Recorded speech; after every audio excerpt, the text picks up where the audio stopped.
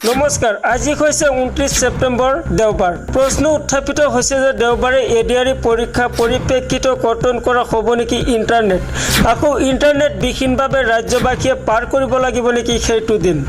দেওবাৰে অনুষ্ঠিত হ'ব অসম চৰকাৰ তৃতীয় আৰু চতুৰ্থ বৰ্ষৰ নিযুক্তি পৰীক্ষা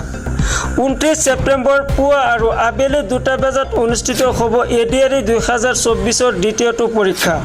15 ছেপ্টেম্বৰত অনুষ্ঠিত হ'ব এডিআৰই পৰীক্ষাৰ বাবে অসম চৰকাৰে ৰাজ্যজুৰি কৰ্তন কৰিছিল ইণ্টাৰনেট সেৱা পুৱা 10 বজাৰ পৰা দুপৰীয়া 1:30 মিনিটলৈ ইণ্টাৰনেট কৰ্তন কৰা হ'ব বুলি জাননী জাৰি কৰিছিল যদিও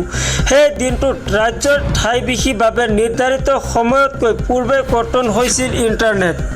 এতিয়া অৱধাৰিতভাৱে উত্থাপিত হৈছে এটা প্ৰশ্ন যে দেওবাৰে এডিআৰই পৰীক্ষাৰ পৰিপ্ৰেক্ষিত কৰ্তন হ'ব নেকি ইণ্টাৰনেট সেৱা আকৌ ইণ্টাৰনেট বিহীনভাৱে ৰাজ্যবাসীয়ে পাৰ কৰিব লাগিব নেকি সেইটো দিন যিহেতু দেওবাৰে দুটাকৈ পৰীক্ষা অনুষ্ঠিত হ'ব সেয়ে সেই দিনটো ইণ্টাৰনেট কৰ্তন কৰাৰ সম্ভাৱনাই অধিক ইতিমধ্যে অনুষ্ঠিত পৰীক্ষাক লৈ সাজু হৈছে অসম চৰকাৰ আৰু প্ৰশাসন ব্যৱস্থা এতিয়া উৎকিট হৈ আছে অসমবাসী অৱশ্যে দেওবাৰে ইণ্টাৰনেট কৰ্তন কৰা নকৰা বিষয়লৈ ৰাজ্য চৰকাৰে কোনো ধৰণৰ আনুষ্ঠানিক ঘোষণা কৰা নাই